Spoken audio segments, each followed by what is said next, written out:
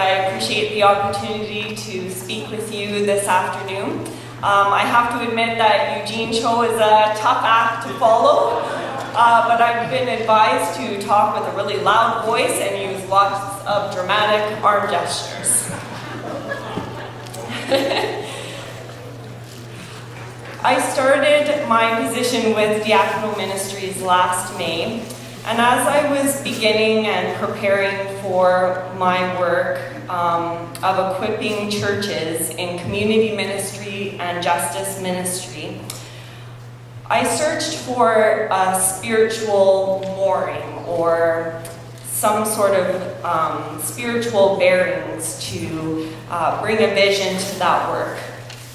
And I stumbled across the book of Nehemiah. And I encourage you to sit with a cup of tea or a glass of wine and read the whole book through in one sitting. It's a wonderful story.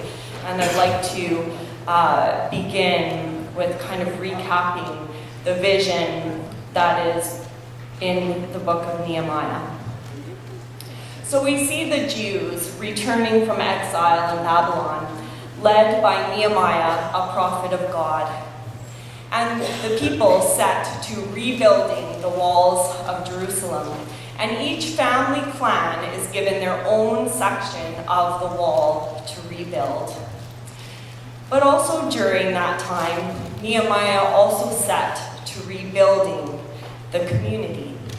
And so we read in Nehemiah 5, "Now the men and their wives raised a great outcry against their Jewish brothers. Some were saying, 'We and our sons and daughters are numerous. In order for us to eat and stay alive, we must get grain.' Others were saying, 'We are mortgaging our fields, our vineyards, and our homes to get grain during the famine.' Still others were saying, 'We have had to borrow money to pay the king's tax on our fields and vineyards. Although we are of the same flesh and blood as our countrymen, and though our sons are as good as theirs, yet we have had to subject our sons and daughters to slavery. Some of our daughters have already been enslaved, but we are powerless because our fields and our vineyards belong to others.' When I heard their outcry and these charges, I was very angry.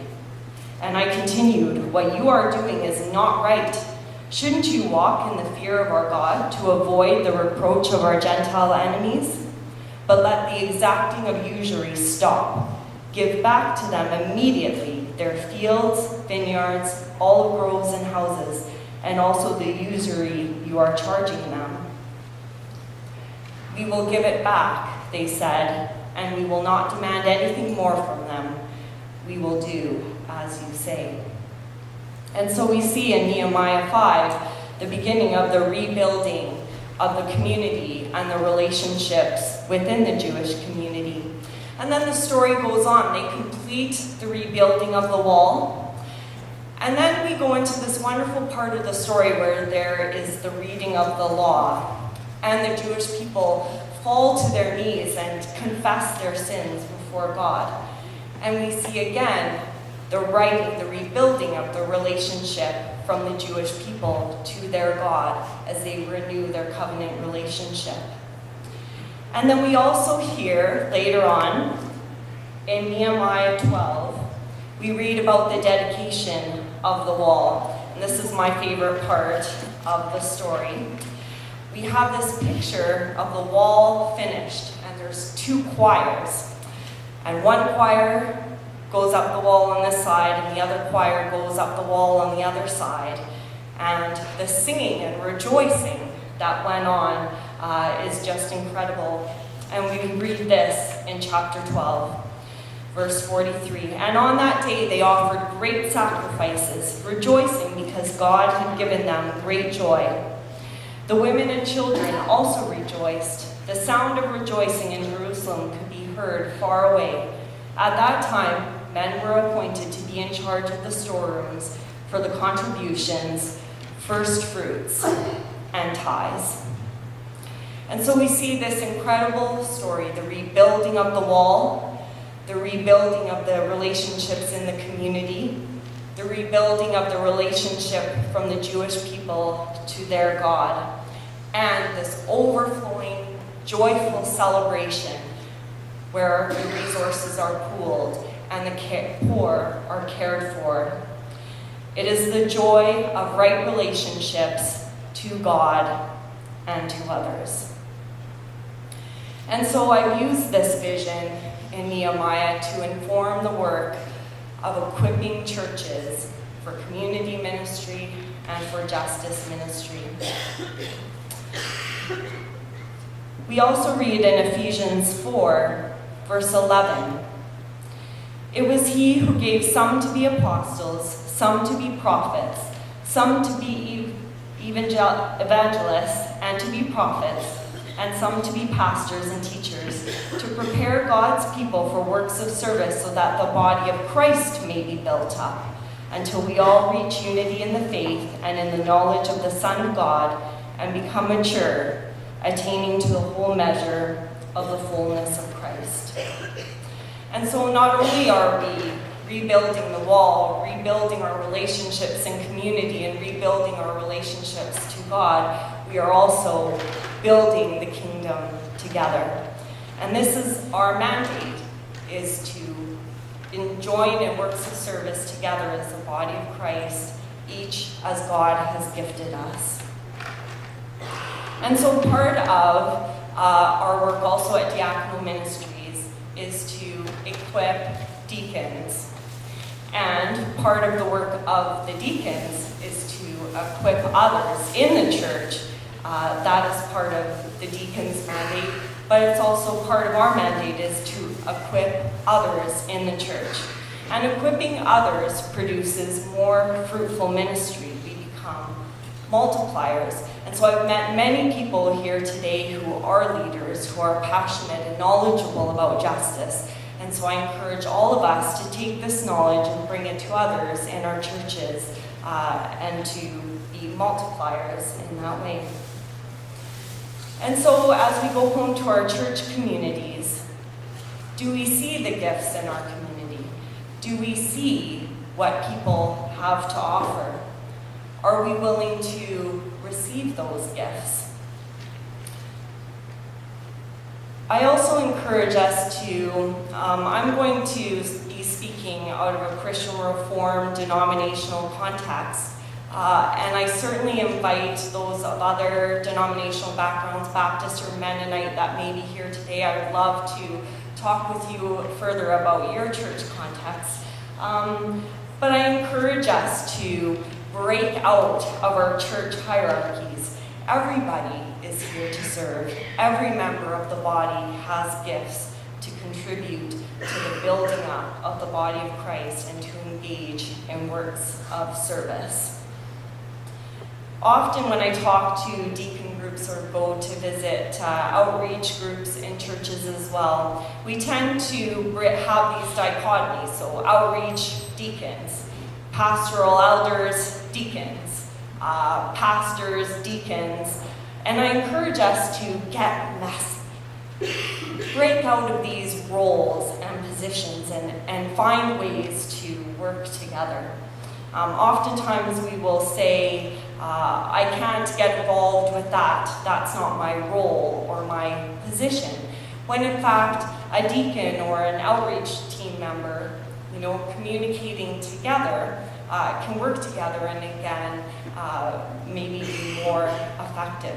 So I often encourage church groups to think in terms of ministry, not in terms of role, and to think about how we can work together to meet needs in the community or to meet needs within the church as well. This past year, a study has come out from our CRC denomination called Justice and Faith, Mobilizing Congregations for Justice.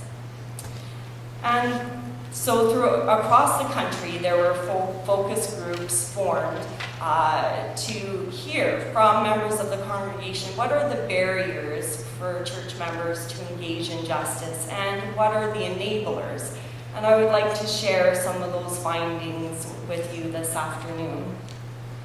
Some of the barriers that we've learned exist is that, and I think we've heard some of that from these other speakers as well, is that justice is not a priority. Maybe we're more concerned with our own needs within our church, or we just don't see or have connections to the needs. And that was seen as another barrier, is our sheltered comfort zone, that often our wealth as middle-class Canadians insulates us from seeing and experiencing injustices in our society. Many of us have busy lifestyles and are working hard to maintain our financial position, which also doesn't give us a lot of time to engage in the issues, to learn more, and to meet with people and have conversations. We may have negative stereotypes which prevent us from having that conversation with someone who is different from us. Our political viewpoints also sometimes act as a barrier, as well as I mentioned, the structure of our churches. Some of the enablers that were mentioned that really help churches engage in issues of justice was one. The number one was the biblical vision. And we've heard so much of that today with all these incredible speakers and the biblical stories they've shared. And as I've shared my own vision from Nehemiah, that's the number one enabler, is to bring the vision to our church people. The second major enabler is personal experience, to hear stories such as we did from Isidore, to hear these personal stories, to attend events such as the Truth and Reconciliation Commission, which was here in Vancouver in September.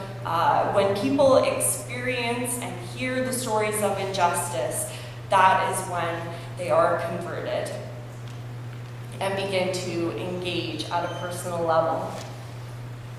Having conversations and champions within our churches to promote different causes is also an enabler for parishioners to begin to explore and engage in the issues, and to be given opportunities to confront injustices. I think what can often overwhelm people is you hear all these things, sex trafficking and Aboriginal issues and immigration reform, and it's almost paralyzing. Where do we start? Which one do we pick? And so giving opportunities to confront, whether that's a petition from IJM for people to sign on to and say, okay, I'm doing something, to engage in a fundraiser. I'd like to give an example. I live in Chilliwack, and last year, I believe it was last summer, there were 3 Indo-Canadian establishments in our city that received a hate letter saying many awful racist things and telling them to go home, those types of things. And when it hit the news and was in the local Chilliwack paper, the community came up with an idea, which was to do a cash mob for these 3 businesses. So it was 2 restaurants and a taxi business. And so on a Friday of that month, everyone was invited to go to these businesses and just, buy like crazy. And so I think 5,000 people from the city of Chilliwack on that Friday, mobbed those businesses as a sign of visible support for them. And it was an incredible thing. It was an incredible witness to see this community rallying around and confronting an injustice that had happened in our city. There is a handout that I placed on the table. It's on all your tables. It has the title of Justice on it. I have many extra copies if there's not enough for everyone there. I encourage you to take it home. The first part just gives some background to the topic of justice and injustice, some definitions. But as you go farther on, it gives some real concrete ideas for your church, where to begin, how to start. The first step is to be aware, to be alert, and to become educated. This is the point, as I mentioned, that you would begin to frame that biblical vision.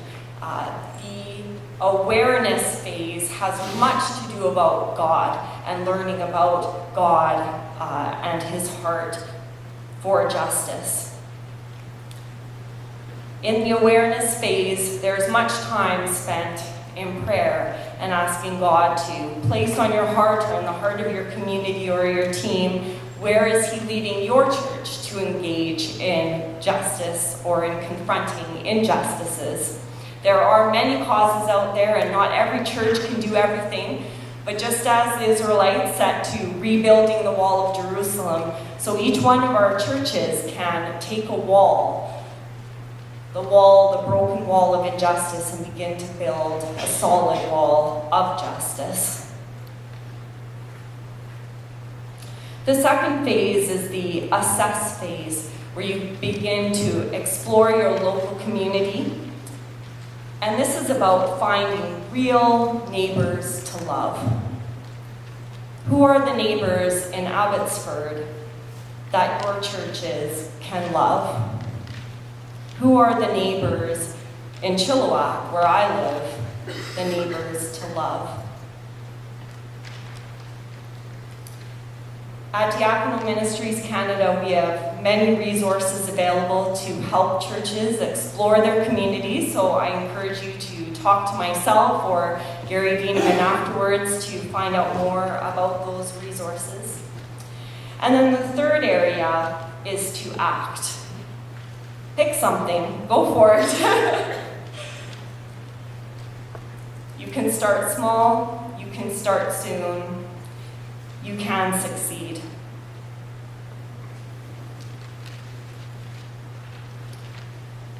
It's important for all of us as leaders, as parishioners in our churches, as council members, as pastors, again, to see the gifts within our community and to utilize each member of the body. There are many talents and resources, much energy and creativity that lay dormant in our communities. They're waiting to be unleashed, waiting to be asked, waiting to be affirmed, waiting to be recognized, and waiting to be valued. At this time, I would like to invite questions, if there are any.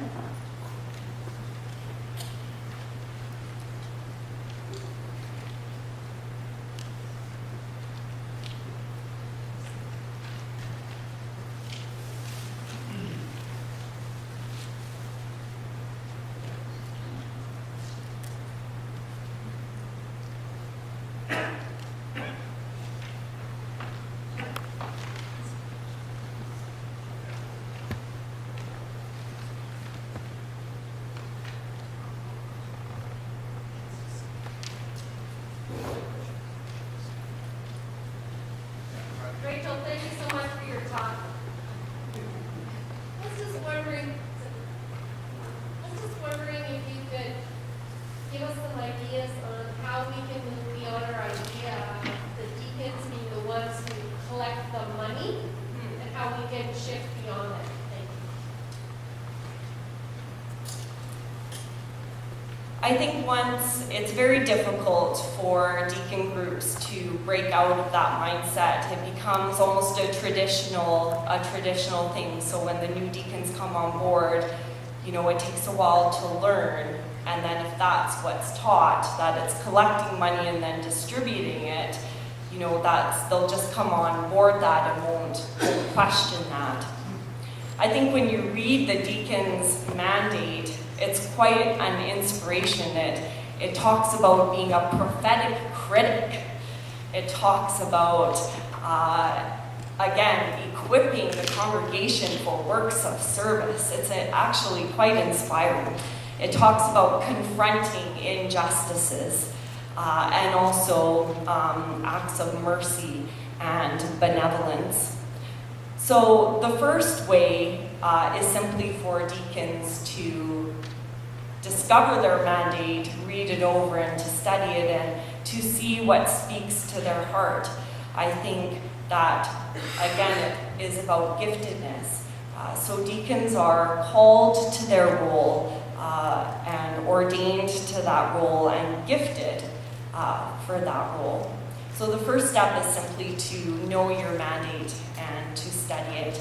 And then, again, these things can be overwhelming. And so then it's also about looking at stewardship, justice, community, and mercy, and seeing where and what are we already doing in our church and how can we take it that step farther. And then in terms of distributing funds, there's wonderful causes out there, so maybe the next step is to really look at those causes that your church is supporting, learn more about their work, bring in a speaker from that organization.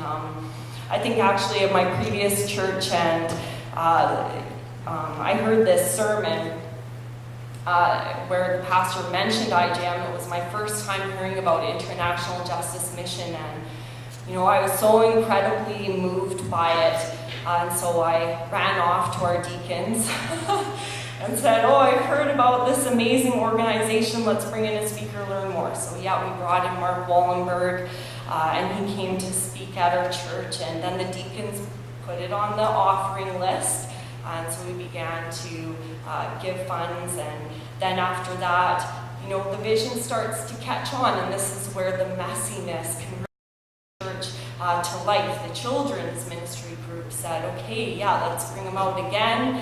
And then they did this fundraiser, Loose Change to Loose in Chains, and the women's Bible study had the video and learned more about it as well. The youth group, said, let's learn more about this as well, get on board, do a fundraiser. And before you know it, not only was it on the deacons list for offering, distributing funds, but it also had rippled through the church, and all different ages were learning about it and engaging in the work of confronting an injustice in society.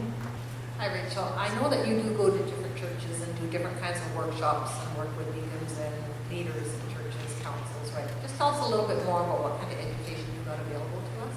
Sorry, could you repeat? What kind of workshops and education that you have that's available to the churches that you can provide? Yes. Tell us more.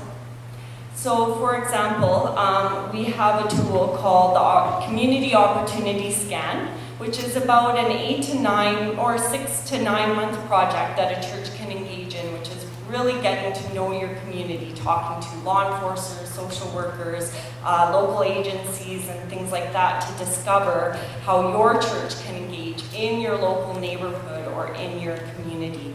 We have a couple of churches here in BC who are doing this scan. We also have a workshop called Doors into Your Community, which is along the same lines, but it's more exploring, again, what is your church already doing? I think so often we fear that our church is not doing enough. But the reality is that many churches have wonderful things going on and have many assets and gifts within the community and work that they're already doing. And in most cases, it's simply discovering what work is being done, what gifts are in the community or in the church community, what needs are there in the outside community, and just exploring those further. So we also have many other workshops along those lines as well as stewardship workshops, benevolence and mercy workshops, stewardship, I think I already said that. So anything, any one of these issues that your church would like to engage in, we are able to come out and to teach, and also to engage with your church in its city, in its context, in its neighborhood.